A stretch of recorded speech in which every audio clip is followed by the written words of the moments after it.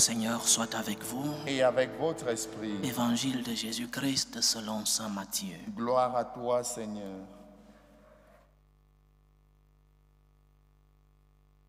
En ce temps-là, Jésus proposa aux foules une autre parabole. Le royaume des cieux est comparable à un homme qui a semé du bon grain dans son champ. Or, pendant que les gens dormaient, son ennemi survint. Il sema des livrets au milieu du blé et s'en alla. Quand la tige poussa et produisit l'épi, alors l'ivraie apparut aussi. Les serviteurs du maître vinrent lui dire, « Seigneur, n'est-ce pas du bon grain que tu as semé dans ton champ? D'où vient donc qu'il y a de l'ivraie? » Il leur dit, « C'est un ennemi qui a fait cela. » Les serviteurs lui disent, « Veux-tu donc que nous allions l'enlever? » Il répond, « Non. En enlevant l'ivraie, vous risquez d'arracher le blé en même temps. Laissez-les pousser ensemble jusqu'à la moisson. Et au temps de la moisson, je dirai au moissonneur, enlevez d'abord l'ivraie, liez-la en botte pour la brûler. Quant au blé, ramassez-le pour le rentrer dans mon grenier. » Acclamons la parole de Dieu. Louange à toi, Seigneur Jésus. Le pape François a institué la journée du 27 juillet comme la journée des grands-parents. Mais cette année, le 27 juillet, tombe un dimanche demain. Et donc, il sera difficile de prêcher sur la fête des grands-parents. Et aujourd'hui, nous célébrons des grands-parents, deux grands-parents, les parents de notre mère, la Sainte Vierge Marie, et donc les grands-parents de notre Seigneur Jésus-Christ. Le rôle des grands-parents dans nos familles. Parfois, ces membres de nos familles sont relégués à un rôle qui n'est pas principal, parce qu'ils sont anciens, parce que pour certains, ils ne maîtrisent pas les nouvelles modes, les nouvelles technologies. Alors, ils sont relégués à une position d'oubli dans nos familles. Mais nous oublions que nous avons un trésor entre nos mains. Nous oublions que dans nos familles, nous habitons avec des trésors, avec des personnes qui portent en elles de la sagesse et d'une grande spiritualité. Mais parce que nous les reléguons, nous ne pouvons pas profiter de ces trésors que ces personnes ont accumulés avec l'expérience de la vie.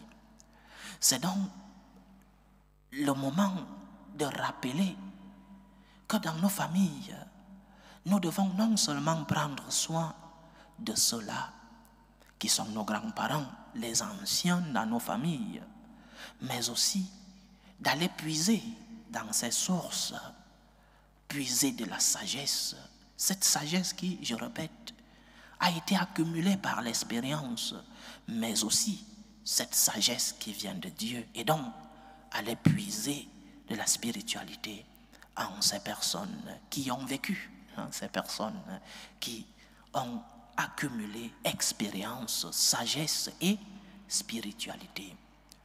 Ne reléguons pas les anciens de nos familles en des personnes qui, parce que je dois sortir et que j'ai des enfants, je vais les laisser chez le grand-parent. Parce que je dois prendre mes vacances, mes congés, et je ne peux pas partir avec mes enfants, je pense aux grands-parents.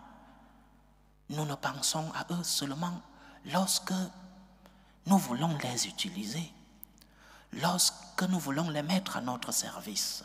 Mais non. En Afrique, on dit qu'un vieillard qui meurt, c'est comme une bibliothèque qui brûle. C'est une source de sagesse et de spiritualité. Les évangiles ne nous parlent pas beaucoup du rôle qu'ont joué les grands-parents de Jésus envers le Christ. On nous parle de la naissance de la Vierge Marie et lorsqu'elle a été conçue, de sa naissance, et très peu de choses. Mais j'imagine que ses grands-parents ont joué un rôle primordial dans la vie de notre Seigneur. J'imagine que la Vierge était une adolescente et donc elle ne pouvait pas bien prendre soin de cet enfant qui est né. Une adolescente, la tradition nous dit qu'elle avait entre 16 et 17 ans, 15, 16 et 17 ans. Et donc, une adolescente. Et dans ce cas, les grands-parents jouent un rôle primordial dans l'éducation de ce nouveau-né dans la famille. Les grands-parents deviennent même parfois comme les parents de cet enfant qui est né d'une maman qui a conçu très jeune. C'est le moment, c'est le jour de rappeler à nos grands-parents, aux anciens de nos familles, de ne pas démissionner de leurs tâches. Ne démissionnez pas de cette tâche que le Seigneur vous a confiée. Ne démissionnez pas dans la transmission de l'expérience que vous avez accumulée. Ne démissionnez pas dans vos tâches, surtout en ces jours, dans notre époque où les jeunes, où les adolescents ont besoin d'une éducation fidèle, d'une éducation dans les principes et dans les valeurs. En notre époque où, avec ce concept de la liberté, beaucoup d'enfants, d'adolescents, de jeunes perdent l'honneur et se livrent à des pratiques qui ne sont pas catholiques, dirons-nous. Ne démissionnez pas, parce que le Seigneur vous a confié un rôle. Parce que dans les familles, les grands-parents sont le socle de l'éducation. Lorsque les grands-parents ont démissionné dans la transmission des valeurs et des principes, dans la transmission de la sagesse et de la spiritualité, la famille succombe, la famille tombe, parce que les grands-parents ne jouent pas le rôle de ce socle, de cette source que le Seigneur a bien voulu qu'il soit dans la famille. Ne démissionnez pas. Ce sera difficile à notre époque où les jeunes sont dans leur monde, dans cette époque où les adolescents découvrent le monde un peu plus tôt à travers, par exemple, les réseaux sociaux. Mais ne démissionnez pas. C'est plus difficile aujourd'hui qu'à l'époque où peut-être vous étiez adolescent. C'est plus difficile aujourd'hui. Mais ne démissionnez pas. Vous avez un rôle à jouer. Le rôle qu'ont joué les grands-parents de notre Seigneur.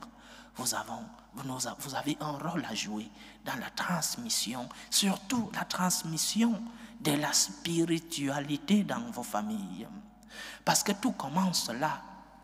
Tout commence dans la transmission de la spiritualité. Les valeurs, les principes ne sont que conséquences de la spiritualité, de l'amour que vous avez pour le Seigneur et que vous transmettez à vos enfants et à vos petits-enfants. Aujourd'hui, quand nous fêtons les parents, les grands-parents de notre Seigneur Jésus-Christ, et demain, le jour des grands-parents, nous devons remercier le Seigneur, nous qui sommes plus jeunes, pour ces sources que nous avons dans nos familles, les anciens, et nous devons aller vers eux pour puiser de l'eau fraîche, pour puiser de la sagesse et surtout pour puiser de la spiritualité. Non pas seulement les utiliser quand nous sommes dans le besoin, non pas seulement les utiliser lorsque nous avons besoin d'un billet de banque ou lorsque nous voulons partir en congé, que nous cherchons à laisser nos enfants, mais aller à la source. Nous avons un trésor dans nos maisons. Premier enseignement. Remercions le Seigneur pour eux, prions pour eux, prenons soin d'eux. De même que nous avons besoin d'eux, ils ont besoin de nous. N'abandonnez pas cette protection que vous devez à vos grands-parents. Mais aussi, vous, grands-parents, soyez comme Saint Joachim et Sainte Anne, transmission de la spiritualité, transmission de la foi, transmission de l'expérience, transmission de la sagesse, parce qu'en vous, il dort une bibliothèque que vous devez ouvrir de temps en temps et la transmettre à cette jeune génération qui a besoin de connaître cette expérience, cette sagesse, et qui a besoin, même si cette génération ne le reconnaît pas, elle a besoin de connaître le Seigneur. Prions pour nos grands-parents, pour les personnes âgées, mais aussi prions pour nous-mêmes pour que nous puissions valoriser les trésors que nous avons dans nos familles. Que Saint Joachim et Sainte Anne intercèdent pour nos grands-parents. Loué soit Jésus-Christ. À jamais.